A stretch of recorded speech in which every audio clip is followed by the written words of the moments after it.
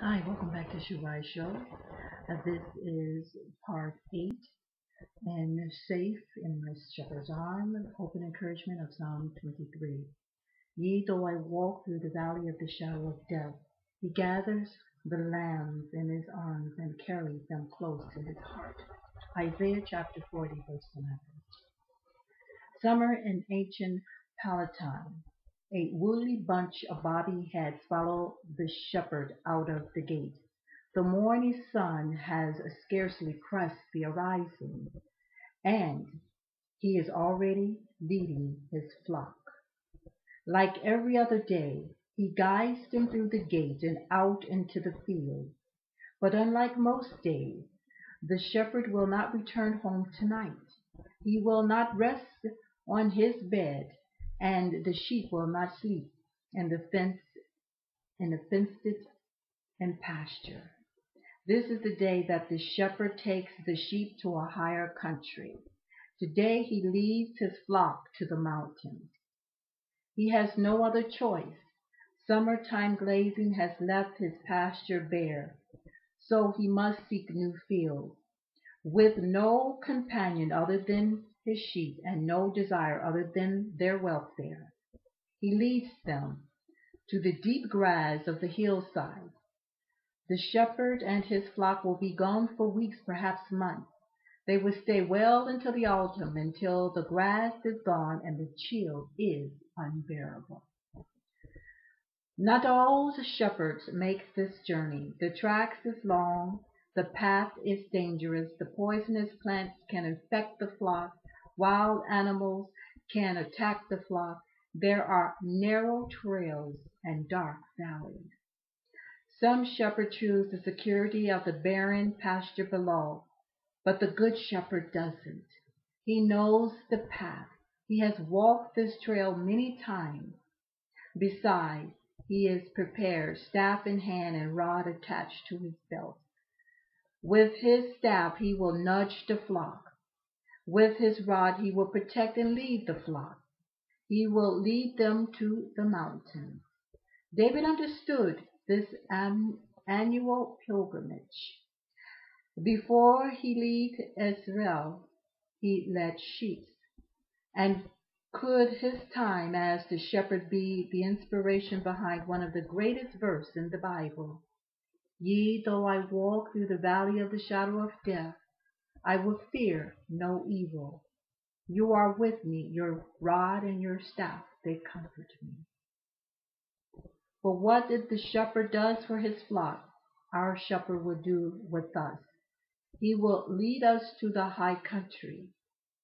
When the pasture is bare down here, God will lead us up there. He will guide us through the gate out of the flat land and up to the path of the mountains. Some day, our shepherd will take us to the mountain by the way of the valley. He will guide us to the house through the valley of the shadow of death, traveling light. Growing old.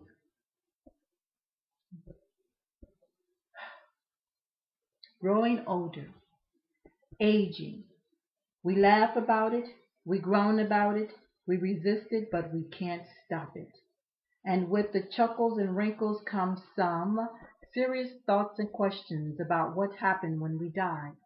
Is death when we go to sleep, or is death when we finally wake up?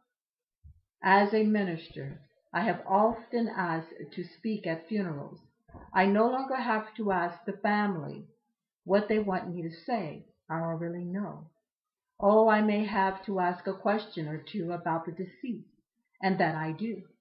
But I don't ask them what they want me to say. I know.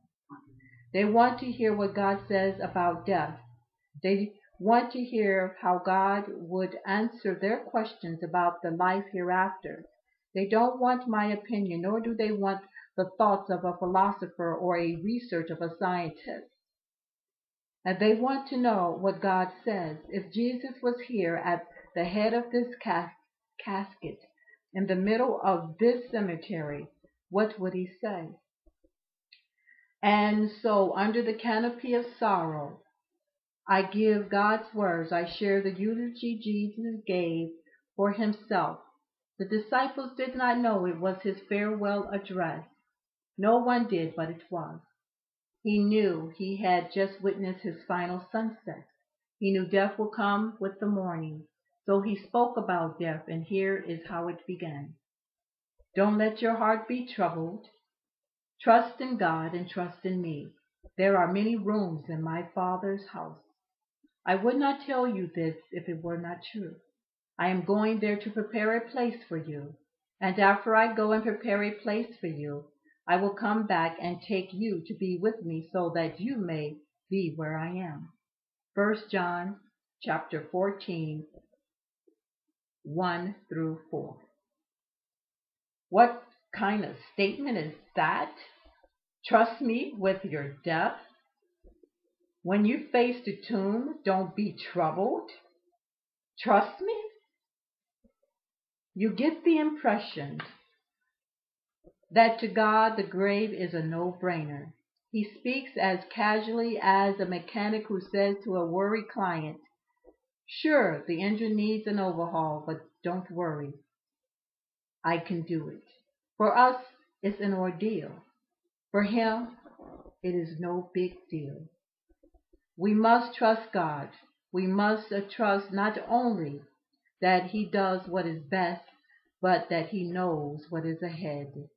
A gentle thunder. This is part 8 of Safe in the Shepherd's Arms, Hope and Encouragement of Psalm 23. This is sure.